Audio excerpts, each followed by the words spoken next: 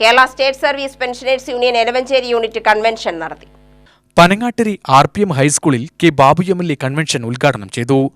രാജ്യത്തെ പട്ടാളക്കാരുടെ നിയമനത്തിലുള്ള 4 വർഷ കാലാവധിക്ക് ഇപ്പോൾ പട്ടാളക്കാരെ നിയമിക്കാൻ വേണ്ടി എടുത്തിട്ടുള്ള ഉത്തരവും അതിൻ്റെ ഭാഗമായി നടക്കുന്ന പ്രക്രിയയാണ്. 4 വർഷമാണ് അവരുടെ സർവീസ്. നേരത്തെ 15 വർഷത്തെ സർവീസ് കഴിഞ്ഞാൽ തുടരാം.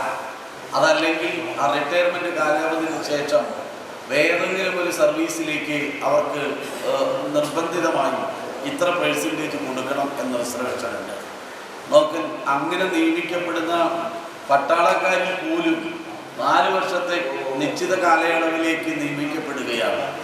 അവർക്ക് കിട്ടുന്ന മാസത്തിൽ കൊടുക്കുന്ന ശമ്പളത്തിൻ്റെ ഒരു ഭാഗമാണ് അവർ പിരിഞ്ഞു വരുമ്പോൾ അവർക്ക് കൊടുക്കാൻ പോകുന്ന സംഖ്യ. പിന്നെ ഒരു പെൻഷൻ കൊടുക്കേണ്ട, മറ്റ് ആനുകൂല്യങ്ങൾ കൊടുക്കേണ്ട. അഥവാ മിലിറ്ററി ഈ സായുധ സേനയിൽ എന്ന നിലയിലുള്ള പ്രവർത്തനങ്ങൾക്കിടയിൽ മരണപ്പെട്ടു പോയാൽ 1 കോടി രൂപ കിട്ടും. അതാണ് ആകെ കിട്ടാൻ പോകുന്ന കാര്യം. മരിക്കണമെന്നോ? അതാണ് ഇപ്പോൾ ആലോചിച്ചുകൊണ്ടിരിക്കുന്നത്. അത് അവിടെ മാത്രമല്ല, സ്വകാര്യ സ്ഥാപനങ്ങളിൽ പോലും 55-60 വയസ്സ് വരെ സർവീസ് ചെയ്യാം. ഇന്ന് അത്തരം ഒരു സ്ഥാപനങ്ങൾ വളരെ കുറഞ്ഞു വരികയാണ്.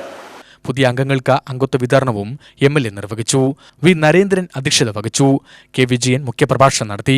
Mahalingam Narendranath, unit secretary C ചന്ദ്രൻ, രാമചന്ദ്രൻ, ശ്രീകൃഷ്ണൻ, ശങ്കരനാരായണൻ, വിനയൻ, രാധ, ഇന്ദിര എന്നിവർ പ്രസംഗിച്ചു. UTV news, Palakkad.